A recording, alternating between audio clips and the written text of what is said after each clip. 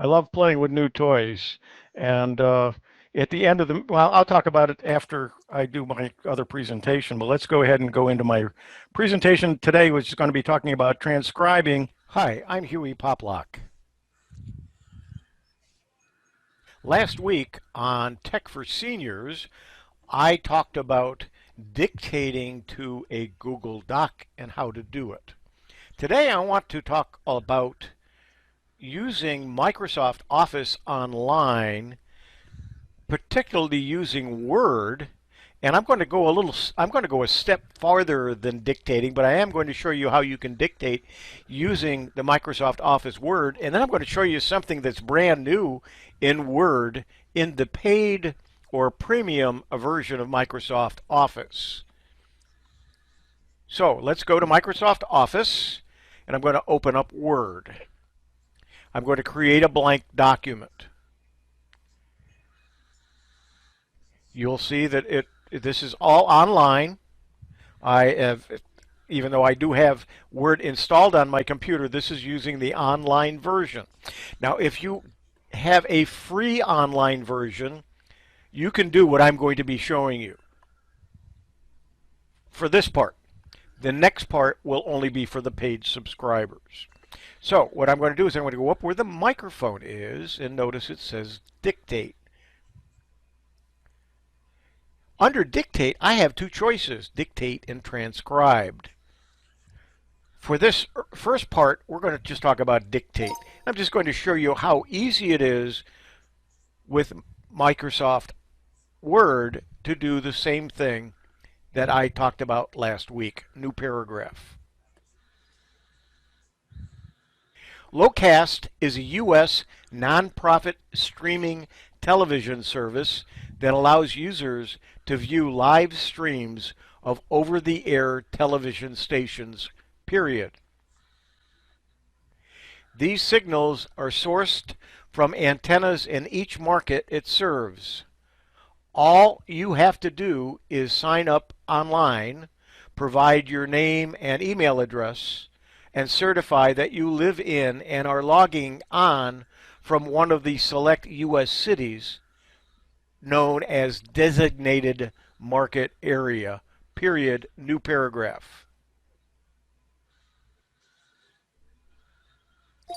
And we stop the recording, or we stop the dictation.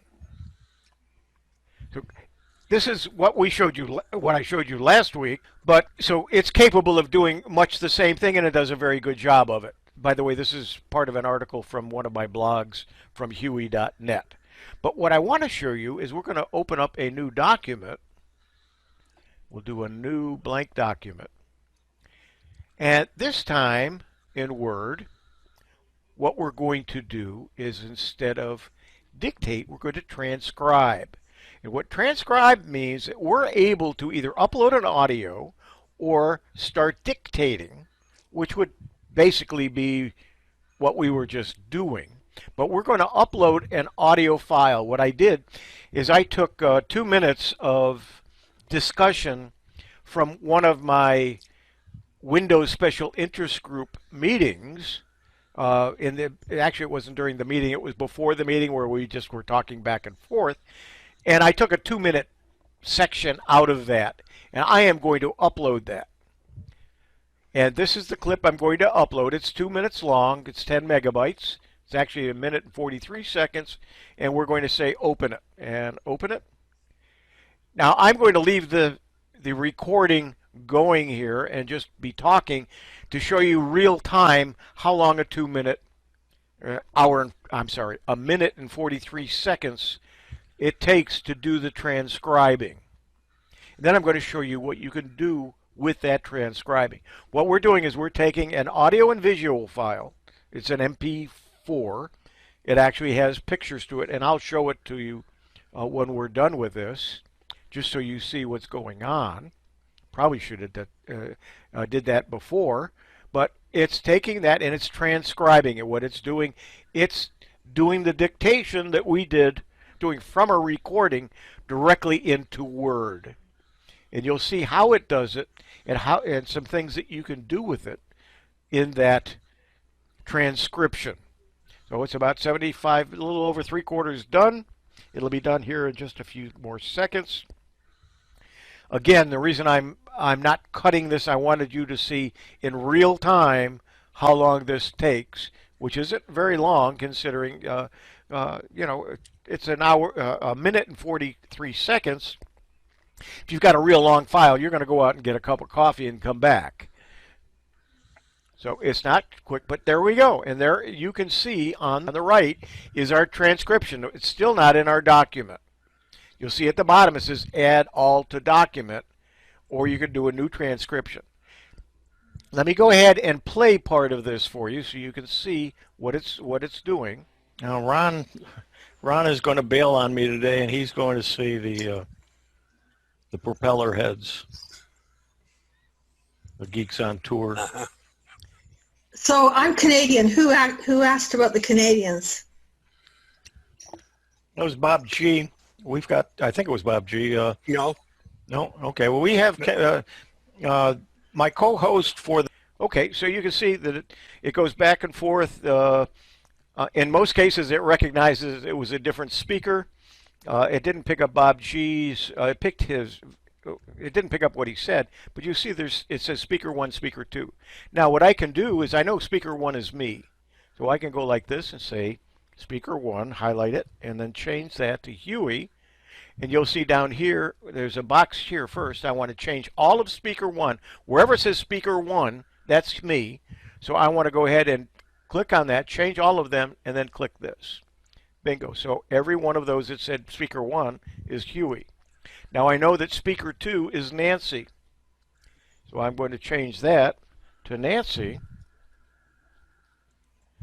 and click on this and click OK or confirm. It's now changed any time that Nancy spoke, it put Nancy's name. Speaker 3 was Stan. So I'm going to change that to Stan. Again, change all speaker 3 to Stan. Go ahead, click the check mark, confirm, and now all of them are changed. Now, Stan said something here where he said, let's see what he says here. Let's see if I can pick it up from here. Or I haven't figured out exactly how to get it to host for the Tech for Seniors is in Vancouver. And so Okay. we are well represented with Canadians on that show, and some of them come into this show, and some of them come into this show as Let me back that up into this show as well. My co-host for the Tech for Seniors is in Vancouver, and so Okay. we are well represented with Canadians on that show, and some of them come into this show as well, into this meeting. Okay, so I'm Nancy. I'm from Sanford, Florida, but I've been here. I became a citizen in 1980, so I'm naturalized. And Stan said, I didn't know that, and it picked it up as Walmart. So we can just go ahead and say, and we say, okay. So it changed the text. Now I can say, add all to the document. And there's my transcription. I don't have to save it because it's Word Online. There is a way, but you'll notice at the beginning it also put the transcription in there, or the actual file, or told me where the file is. And let me just show you very quickly. Now Ron is going to bail on me today, and he's going to see the propeller heads, the geeks on tour. So I'm Canadian. Who asked about the Canadians? That was Bob G. So you see that that's what I took it from. You'll see that the article is here. The transcription is done. Did a nice job. I'm able to change it very quickly so you see what I said. And we have a transcription of everything that we have said from a recording from a Zoom meeting. So another piece of what you can do with your computer that you probably haven't been doing. And again, this is using the paid version of Word Online. And I pay $99 for, I think it's 6 licenses that I can give to anyone who I want for each year. So it's $100 a year. By 6, it's less than $20 a person per year. So, and you can buy a single license. I believe it's for like 69 or $79 for the year. So you can have this service for that amount. I have I'm working another presentation that will be using the free version of Microsoft Office Online. It will not have the capability to do the transcribing, but it will have the ability to do the dictation. Here are a few notes that I'd like to add to this presentation.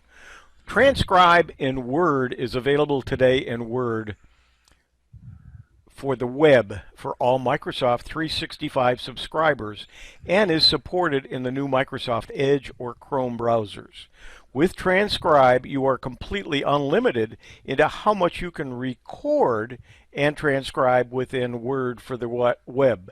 Remember, we talked about, or I mentioned, that you had the choice of either recording or uploading. This is in the recording portion.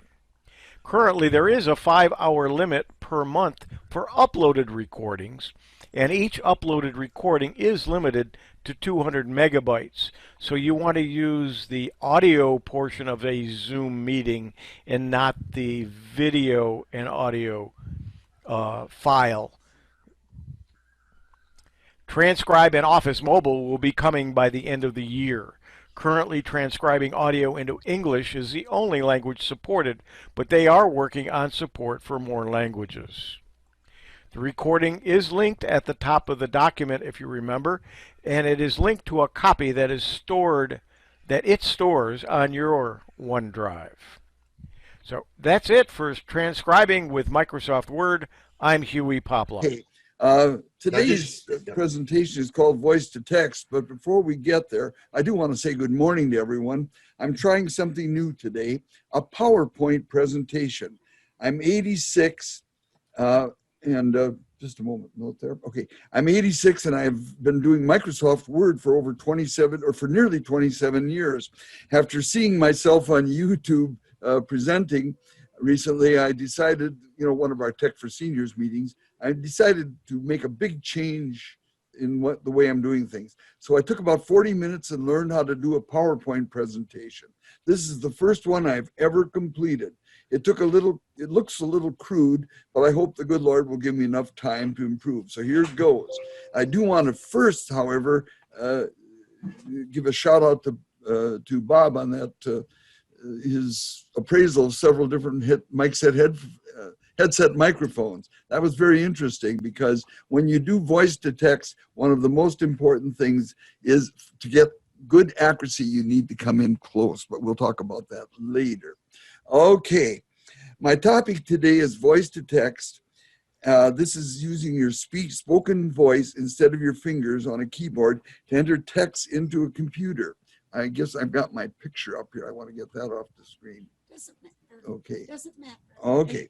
Anyway, now if you're a fast typist on computers or tablets and have lightning fast thumbs to use on your smartphone, voice to text may not appeal to you.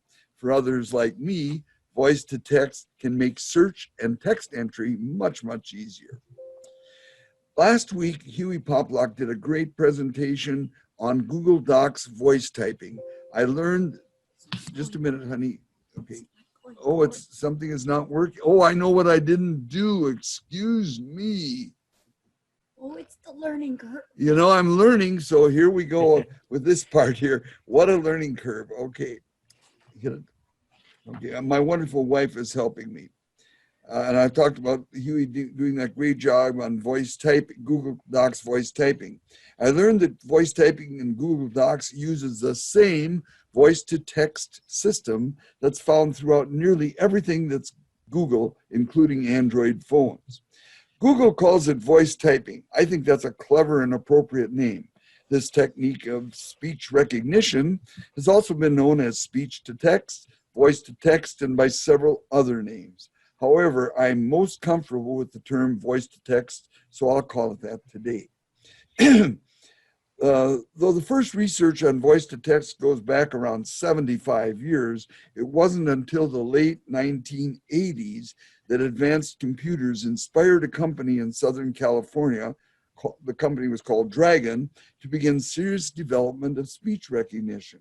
In fact, I'm going to let you in a little secret.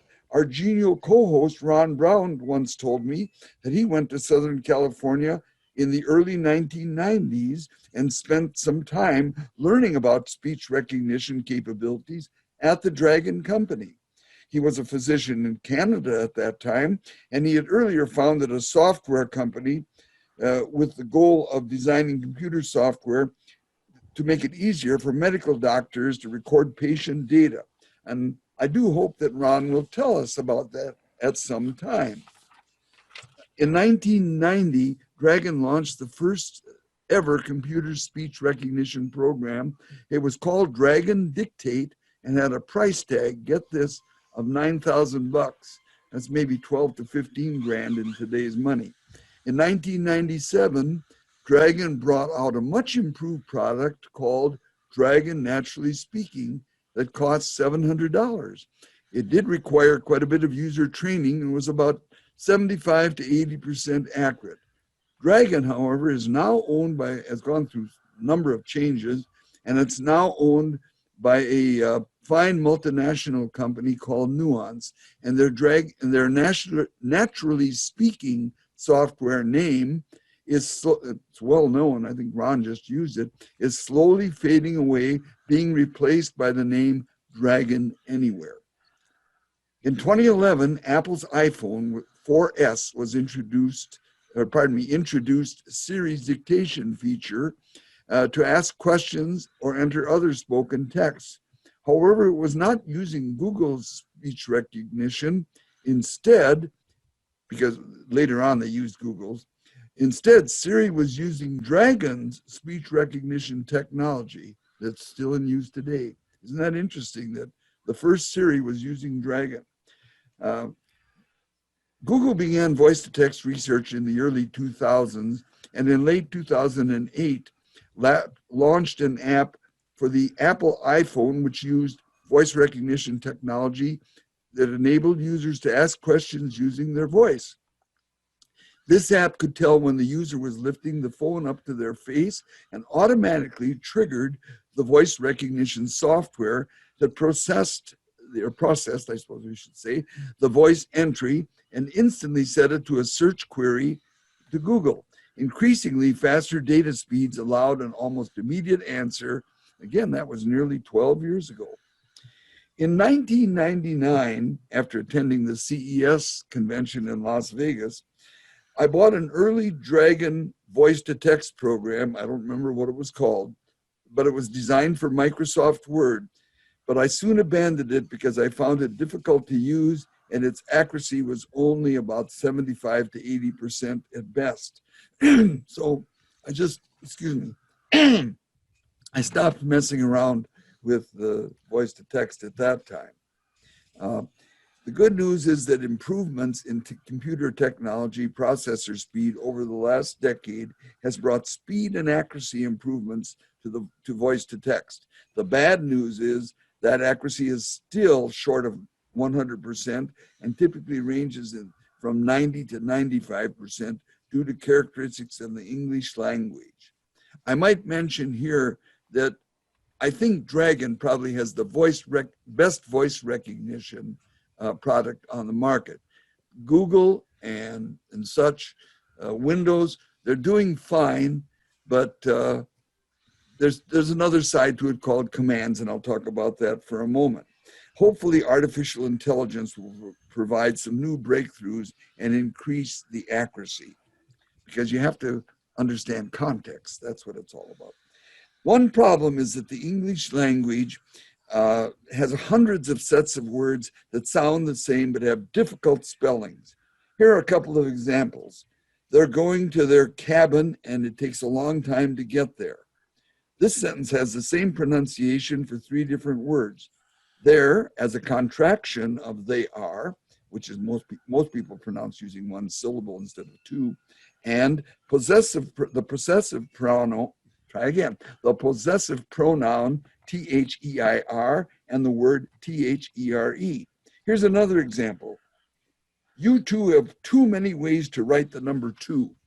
Now that's four words with the same pronunciation. TWO, TOO, TO, and the numeral spelling of the number 2. There are hundreds of examples like this in the English language, which obviously is why it makes accuracy so difficult unless we can get more artificial intelligence involved. So, as I said, context becomes a factor. The basics of voice to text. Quiet space. I think you need to hit it. There you go. Once more. The basics of quiet space. Wherever you dictate, your space needs to be as quiet and echo-free as possible. Although I've done it in crowds by holding my smartphone right up to my lips and cupping it tightly to my lips so I could do a search. Mic close-up. A high-quality headset mic is often the best because it's designed to be close to your mouth. However, one can use a high-quality directional mic, like my Blue Yeti Nano, up close, like at 2 to 6 inches from your mouth. Now, I'm talking to you at about a foot from the mouth on this Yeti Nano right now, but when I use it for voice recognition, I typically have it about 6 inches from my mouth, and the accuracy does increase. Speak distinctly. Look who's talking. Speak clearly, cleanly, and distinctly, taking care to pronounce all words properly. Always proofread. It's usually best to correct errors immediately. In any case, now, by the way, right now I'm talking like I would be dictating this to Dragon Naturally Speaking. In any case, be sure to always proofread the entire document carefully when you have finished. Period. There's a lot more than I could tell you about making voice to text work better for you, but these are the basics. Period. You have to remember that business. Thanks for listening and watching. This video now. Good morning. It's Ron Brown with Silvercom Computer and Technology Club. Today I want to talk about how to upgrade the operating system on your Chromebook. First of all, there is no need to watch this video. Chromebooks will upgrade automatically to the latest operating system, so you need to do absolutely nothing. However, I wanted to review a couple of issues with you. The first is there are 2 copies of the Chromium operating system on your Chromebook. There is a primary operating system which you use with the running of your machine, but there is a backup or second copy of that operating system on your Chromebook. It is the secondary copy that is updated. It is also the secondary copy that has to go through, remember those security checks we talked about last year, and the TPM module. This is the security chip in your Chromebook. Your secondary operating system has to be verified and will go through 3 levels of security, comparing it to the TPM module. Once it is verified it is secure, it will become your primary operating system. However, to do that, you have to reboot your computer. Now, this is how I close my computer. Bad habit, since closing it like that just puts it to sleep. So if that is how you close your Chromebook, it's never going to get updated. How many of you do it this way? You come to the settings and you come up to the shutdown button and you actually turn the Chromebook off. When you do this, it will reboot when you open the lid, and the secondary copy will now become the primary copy of your operating system, and it will have upgraded itself. Now, since I have this bad habit of closing the lid, I update mine manually. So in this diagram, you'll see I come up to Settings. We then bring the cursor over to the left side and down to the About Chrome OS. We'll click on this. Let's go up and check my version. This is the current version that I am running. I'm going to check for updates, and I see that my Chromebook is up to date.